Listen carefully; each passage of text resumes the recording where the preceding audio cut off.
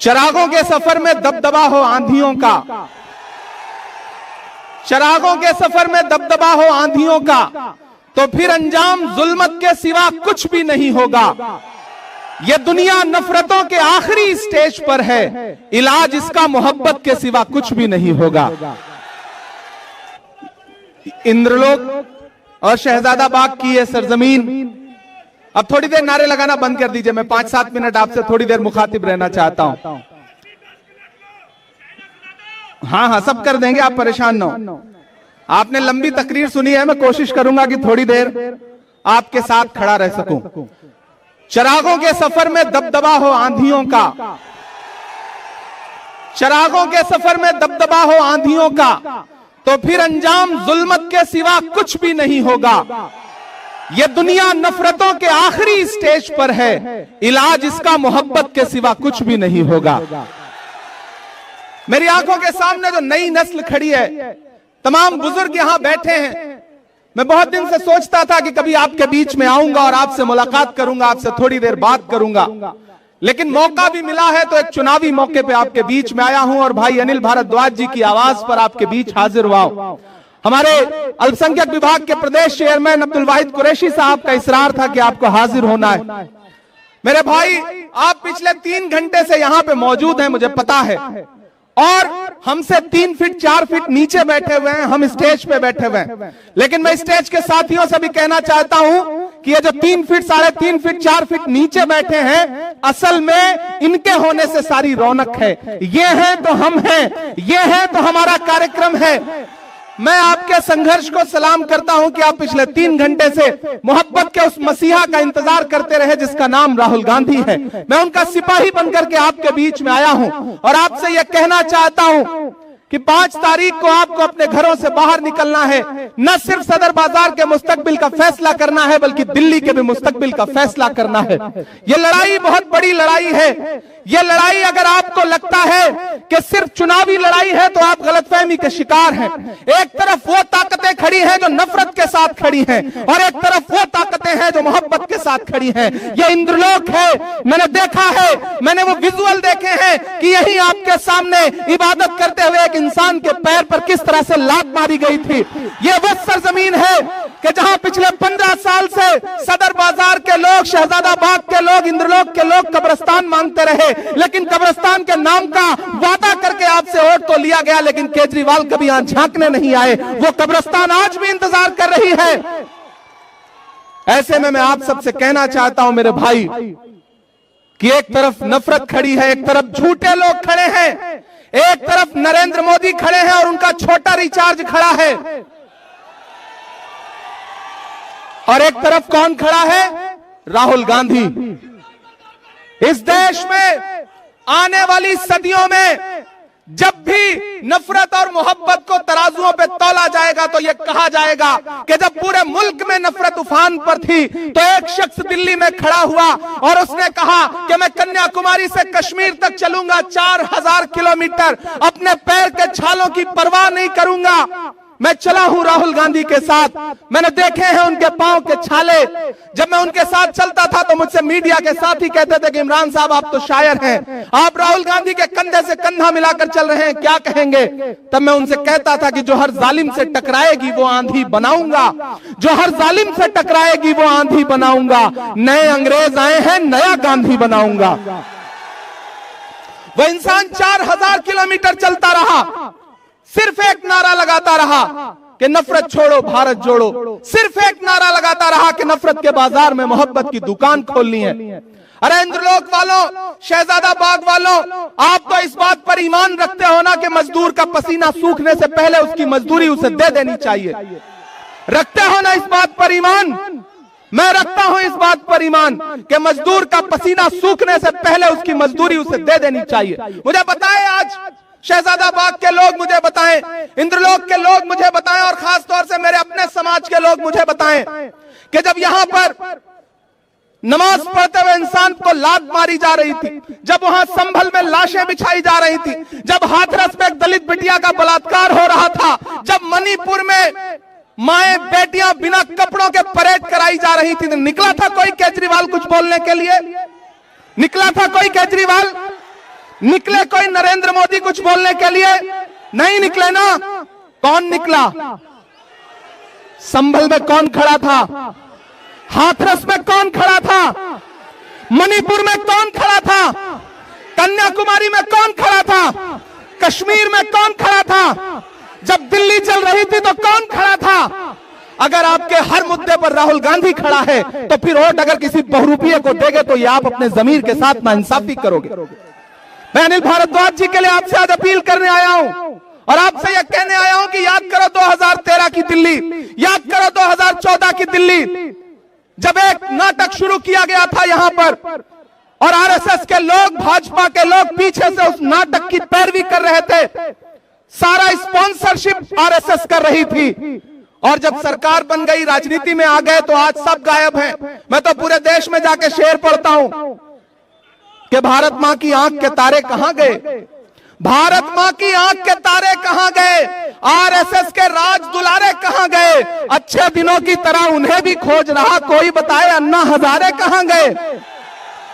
सब गायब हो गए और ये बहरूपी अपने शीश महलों में घरों के अंदर दुबक के बैठ गए।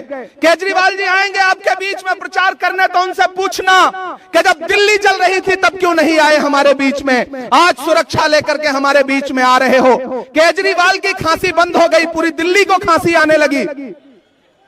इसलिए मैं आपसे कहना चाहता हूं साथियों कि अनिल भाई आपके बहुत शानदार प्रत्याशी हैं। राहुल गांधी जी ने इन पर भरोसा किया है।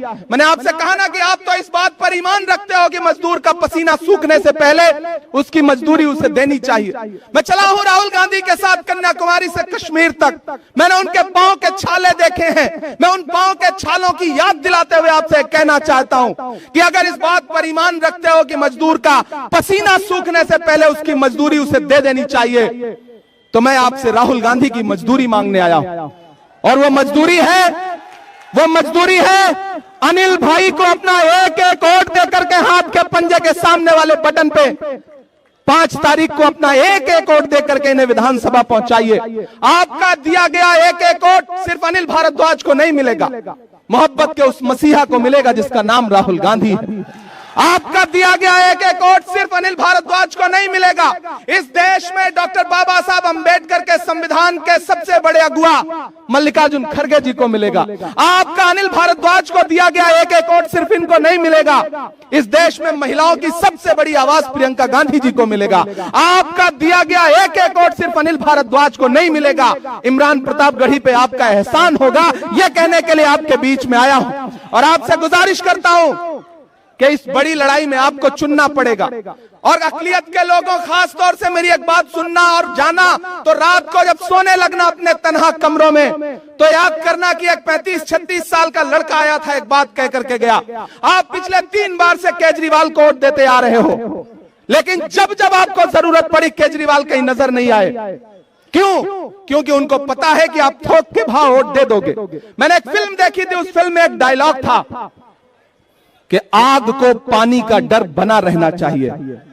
आपने वो डर खत्म कर दिया। आपने उनको ये एहसास दिला दिया कि आप दिल्ली दंगों पे बोलो या ना बोलो, हम तुम्हें वोट देंगे। आपने एहसास दिला दिया कि जब बिल्किस के बलात्कारी रिहा किए गए और मीडिया ने मनीष सिसोदिया से पूछा कि आप क्या बोलोगे, तो उन्होंने माइक अपने सामने से हटा दिया, लेकिन फिर भी आपने उन्हें वोट दिया। आपने उन्हें एहसास दिला दिया कि आप संभल में लाशें बिछी रहेंगी, आप नहीं बोलोगे, हम फिर भी आपको वोट देंगे। और दलित भाइयों, आपने एहसास दिला दिया कि हाथरस में दलित बिटिया के साथ बलात्कार हुआ, अरविंद केजरीवाल कुछ भी नहीं बोलेंगे, लेकिन फिर भी आप उन्हें वोट देंगे। ये भ्रम तोड़िए, उन्हें एहसास दिलाइए कि आग को पानी का डर बना रहना चाहिए। वो डर जो खत्म हुआ है उसे 5 फरवरी को फिर से पैदा करिए।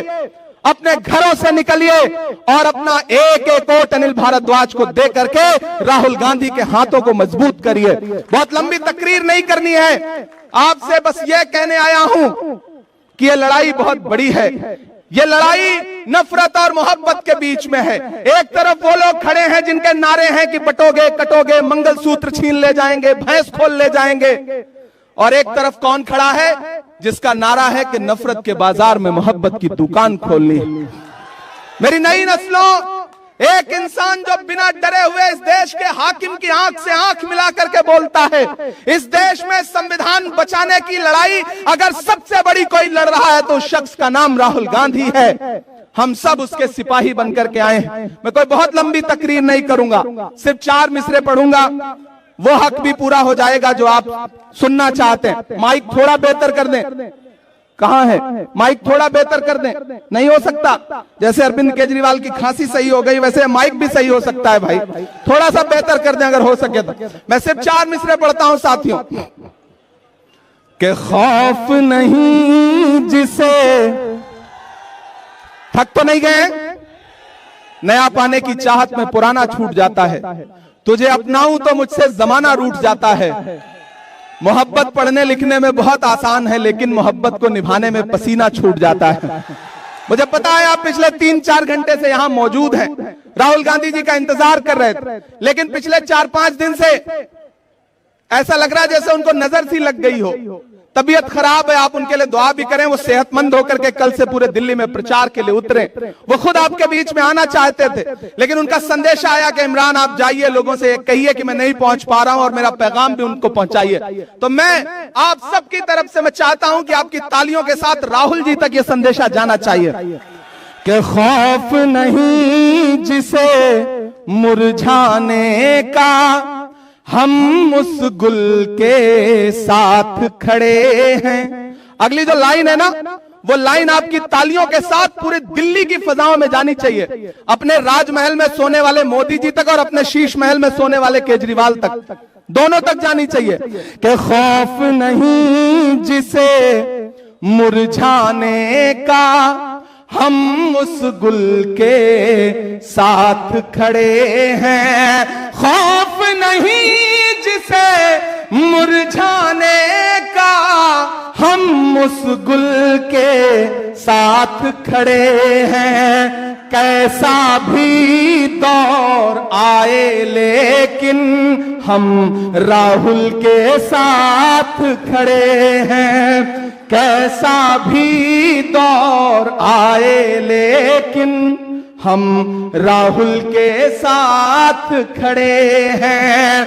कल भी खुल के साथ खड़े थे, आज भी खुल के साथ खड़े हैं। कैसा भी दौर आए लेकिन हम राहुल के साथ खड़े हैं। सदर बाजार वालों, ये लड़ाई बुजदिलों और बहादुरों के बीच में है। एक तरफ वो बुजदिल हैं जो कभी आपके किसी मुद्दे पर नहीं निकलते, चाहे उन्हें झोली भर भर के वोट दिया हो आपने, और एक तरफ वो बहादुर खड़े हैं जिन्हें आपने वोट ना भी दिया हो तो आपके हर मुद्दे पर बिना अपनी जान की और बिना अपनी जिंदगी की परवाह किए हुए खड़े हैं। इसलिए आपको चुनना है कि आप बहादुरों के साथ खड़े हैं या बुजदिलों के साथ खड़े हैं। आपको फैसला करना है कि आप भाजपा और भाजपा के दोस्त केजरीवाल के साथ खड़े हैं या राहुल गांधी के साथ खड़े हैं। यह फैसला आपको करना है। यह मैं आपसे गुजारिश करते हुए आपसे विदा लूंगा और यह कहूंगा कि अनिल भारद्वाज साहब को चुनाव जिता करके असेंबली पहुंचाइए। मैं आपसे वादा करता हूं कि यही आपका शुक्रिया अदा करने के लिए इमरान प्रतापगढ़ी भी आएगा और राहुल गांधी जी भी आएंगे, ये हम आपसे वादा करते हैं। बहुत शुक्रिया, बहुत मोहब्बतें, आपने बहुत सारा वक्त दिया है। बहुत शुक्रिया काजी साहब का, देवेंद्र जी का, और खुसूसी तौर पर वाहिद कुरैशी साहब और उनके साथियों से भी मैं कहूंगा कि इस चुनाव को मजबूती के साथ अनिल भाई के लड़ाइए। बहुत शुक्रिया। बहुत